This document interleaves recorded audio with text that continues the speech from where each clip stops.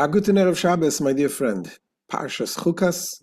Today we light candles at 8:09 here in Brooklyn. Ladies light the candles, men put on tefillin before sunset, and make sure to pray for our brothers and sisters in Eretz Yisrael, for the soldiers, for the hostages, and for all Jewish people around the world to be safe.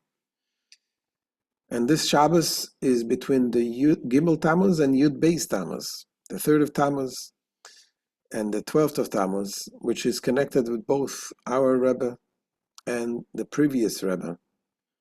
Gimel Tammuz, of course, this year is 30 years since we saw the Rebbe, and the 12th of Tammuz is the birthday and the day of liberation of the previous Lubavitcher Rebbe in 1927. And I want to talk about the real devotion that the tzaddikim have to the people, that we see it in this week's Parsha and about the Rebbe. And I actually met today a friend of mine, a Rabbi Moshe Buskila. He's a Moroccan Jew, and he told me a story. He went once to ask a blessing from a famous rabbi in Yerushalayim. His name is Rabbi Moshe Bentov. He was known to read into your mezuzah. You gave him the mezuzah that you have, and it would tell you about you, what the problem is with you, and so on. So he came to this Rabbi Moshe Bentov that you see in the picture. He asked him for a blessing, and Rabbi Bentov told him, "Why are you coming to me? Go to the Lubavitcher Rebbe by the Ohel and ask a bracha there." And he told him because the Rebbe came to him in a dream, and he told him that he's not going in to Gan Eden, to heaven. He's waiting here until Mashiach is coming.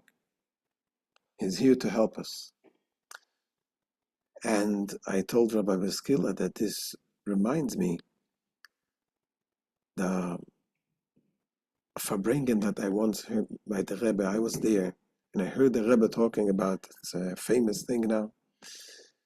The Rebbe spoke about certain tzaddikim, that they promised that they're not going into Gan Eden until Mashiach is coming.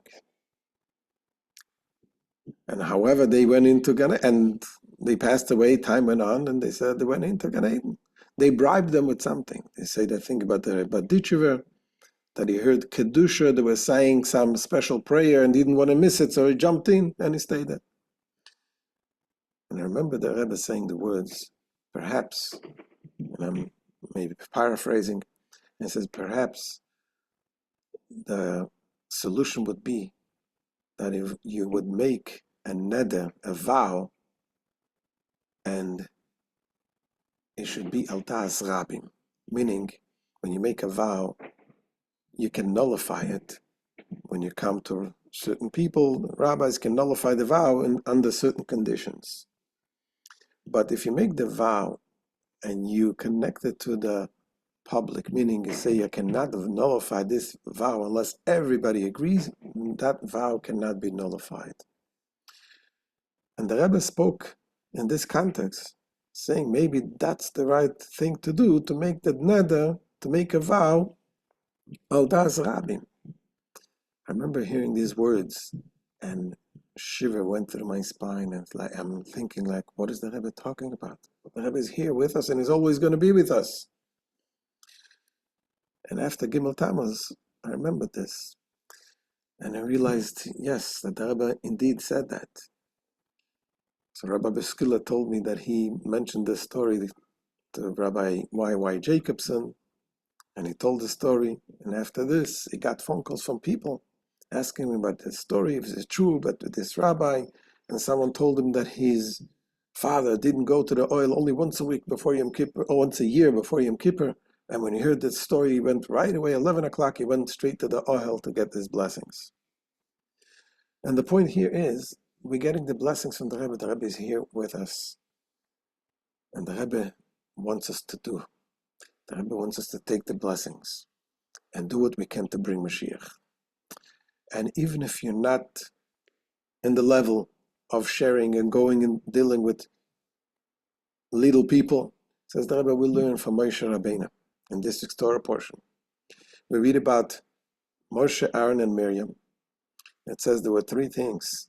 Because of Moshe Rabbeinu, we had the manna. Because of Aaron, we had the clouds that protected us. And because of Miriam, in her merit, we had the water, that the rock traveled with the Jews and provided water for them. When Aaron and Miriam passed away, those things ceased to exist. The clouds stopped and the water stopped. But it came back because of Moshe, in Moshe's merit. What is the message, says the Rebbe? Moshe Rabbeinu, he dealt with great things, with Torah, teaching Torah. But and the other things came because of Aaron and Miriam. But when they passed away and when there was no one else to do it, Moshe Rabbeinu didn't say, that's not for me. He made sure to provide and devoted himself. He sacrificed his needs to go deal with the little people, to provide them everything.